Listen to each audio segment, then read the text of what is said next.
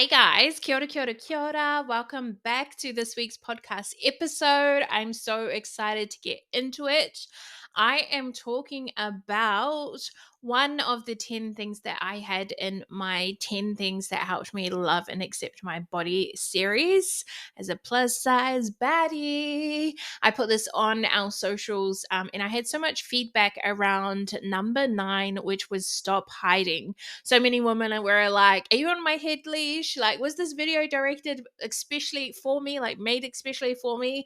And I thought I would talk about it a little bit more. And yeah, let's get into it. So when I say stop hiding, I feel like there's so much that I can kind of cover under stop hiding, but I really want to pinpoint the fact that stop hiding when you are posting online or in photos or in videos and bending your body like crazy, not showing your stomach, your double chin, all the things. And I feel like this is normal because obviously when you're posting online, you want to look your best. Yeah, we're just conditioned, I feel like, to want to look our best. And sometimes in our minds, the best is when we aren't showing our double chins or our fat rolls or our fat arms or whatever, hiding our insecurities. And I think that that's so normal, right? But it also reinforces the fact that we're telling ourselves that chubby rolls, that double chins, that arm fat is not okay. And we're kind of reinforcing what society tells us, what the beauty standards in the world tells us, that big is not beautiful, it is ugly. Fat means bad, or bigger bodies means bad, and thin bodies means good. So all these times we're trying to find these really flattering angles and stuff like that. I feel like it is very, very normalized, and it makes sense as to why we do this, because we obviously want to look our best, and in our minds we think that looking our best is covering all these things, right? And I think it's important that we get clear on what our ideal beauty standards are and what beauty looks or means to you, what beauty looks like to you, and unlearning anything that we don't want. So I don't want to believe, I choose not to believe that thin is beautiful and fat is ugly. Absolutely not. Everything is beautiful. Thin, fat, whatever. Everything's beautiful. To me, I love bigger bodies. I think, yeah, bigger bodies are beautiful. Fat bodies are beautiful. My body is beautiful. So I think we really need to get clear on what we're kind of telling ourselves when we're doing this. So the reason why I say stop hiding, stop doing this, is because you're reinforcing the fat phobia. You're reinforcing the internalized fat phobia when you do these things. And then secondly, we kind of forget what we look like, right? And this may sound silly, but we don't really know what we look like. Some people are so unaware of what they look like. And I mean like 360 what you look like, every angle what you look like. And it makes sense because we can't necessarily just look at ourselves front on like we look at maybe your mom or your dad or a friend, right? We see them, they can do a twirl for us and everything, but everything we see of ourselves is in a mirror and cameras, as photos and stuff like that. We never really see ourselves full on. But the way we do see ourselves is when we take photos, videos, and stuff like that. So if you keep taking this video or this photo from this specific angle, which you think is the most flattering, the most, the best looking, then you're going to just assume that that's what you always look like. That's just what you think you look like all the time. But then say your mom, your dad, your sibling, somebody posts a photo or sends a photo of you, or you're at an event and they upload a photo of you, and it's a photo that you necessarily don't really like. You don't think it's flattering. You're picking out everything you hate about it.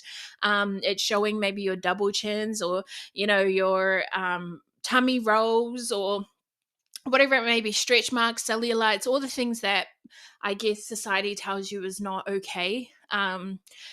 and you're like, what the hell, is that what I look like? And then you compare that to what you thought you looked like, and then that's when you go in a downward spiral and you overthink things, and you pick out everything you hate, and you're really like, no, but I thought I looked like this. And then it's just this really bad downward spiral, and you pick apart yourself. And I think that's when it becomes damaging. That's when it's very damaging to yourself, like, yeah, hugely damaging. And the reason why is because we're just not aware. We're not aware of ourselves and what we look like, because believe it or not, but the two can coexist. You do look like the photo that you did of yourself, and you do look like that photo as well, and both are beautiful, and both are okay. And I think that's when we come to fully accepting ourselves, is when we can acknowledge these videos, these photos, no matter who takes them, no matter what they look like. We can just accept that that's what we look like from those certain angles. That's what we look like in these pictures. That's what we also look like. Yes, I look like this, which is my ideal photo, but yes, I also look like this, which sometimes I judge and I don't necessarily like. And I think that, it's not okay. So I think we need to get so aware of ourselves, what we look like 360, what we look like in different angles and shit like that, because then we can stop comparing. We can be aware, and we can learn to love it, to accept it, and to embrace it. Because if you just keep, it's like anything, like if you've got a problem in life and the problem comes up and then you just keep pushing it down, it's just going to get worse and worse and worse, right? You've got to open that problem up and really unravel it and really get to the cracks and all of that of it. So I think it's really becoming aware of what you look like in every angle, and not forgetting what you look like, and not comparing, that all of these looks can coexist and they all make up who you are.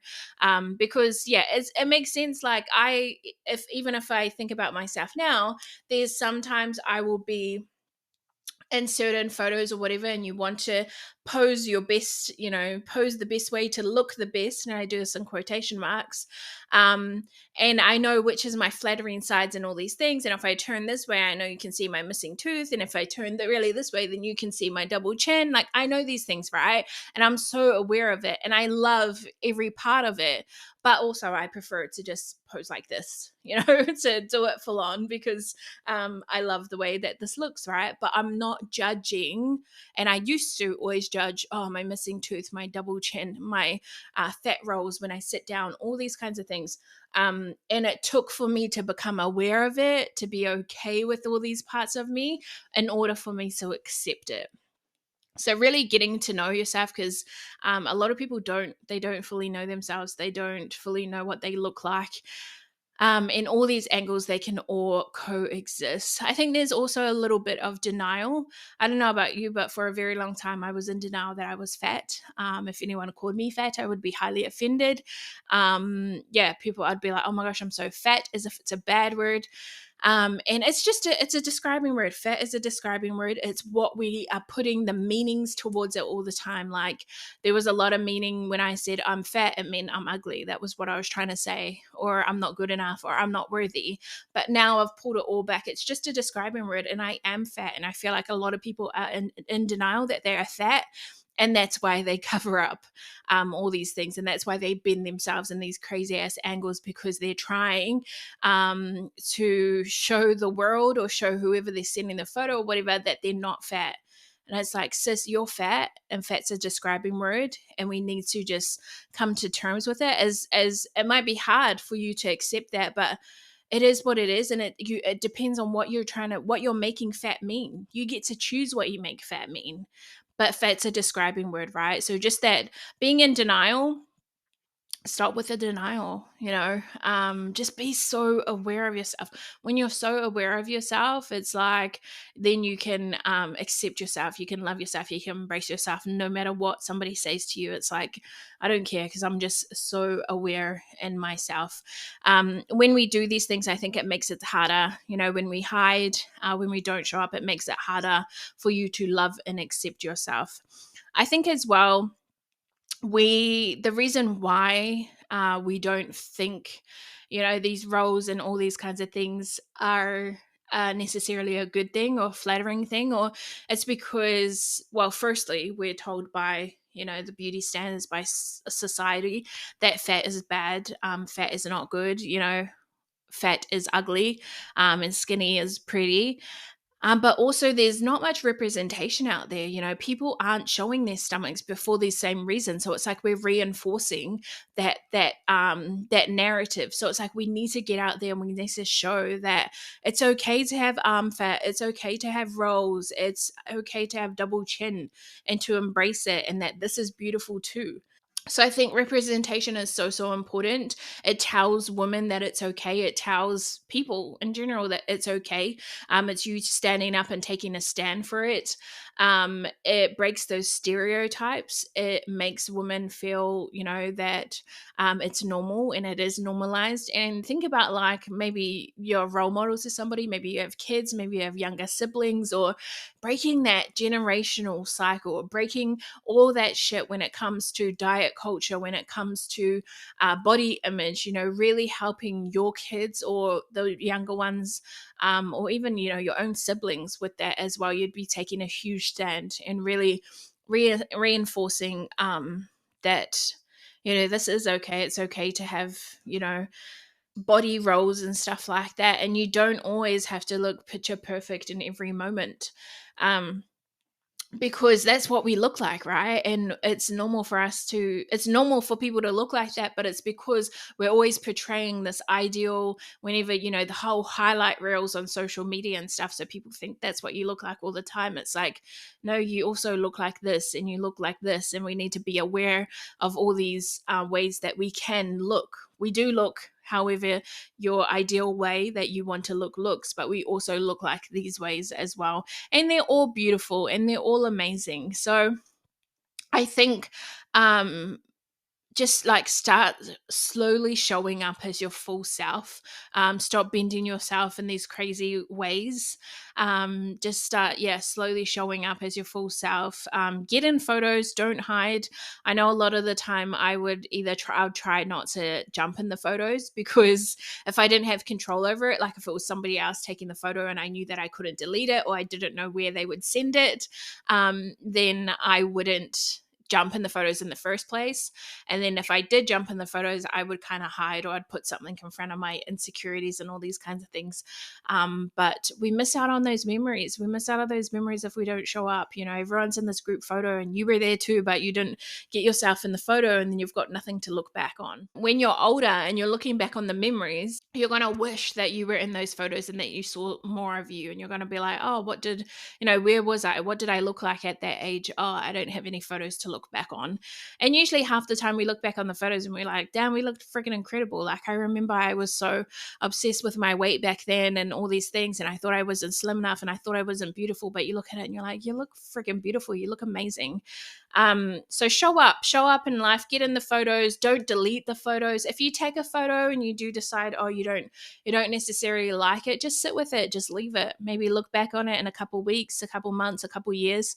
But don't delete it straight away, because I have, speaking from experience, there's so many moments where I've regretted deleting photos, because I wish I just had those memories in that time.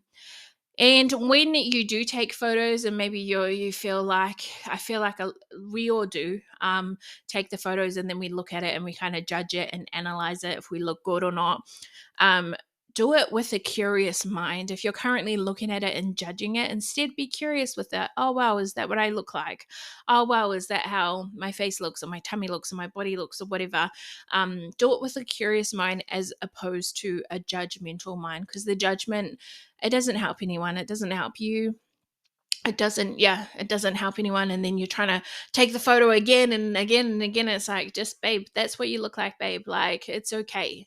It's okay to look like that, and you look beautiful no matter what. And there's this ideal beauty standards that we're always trying to meet, but I think we need to get clear on what our own beauty standards are.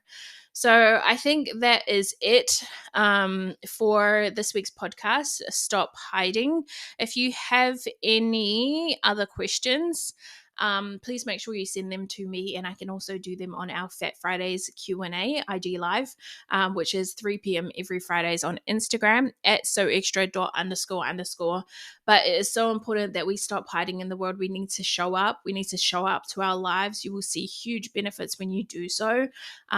Yeah, it was a game changer for me. I started showing up in the world, and it helped me love and accept my beautiful plus size body, and know that, sometimes these photos don't look as flattering as I thought they did, but representation is needed, and that's what I also look like.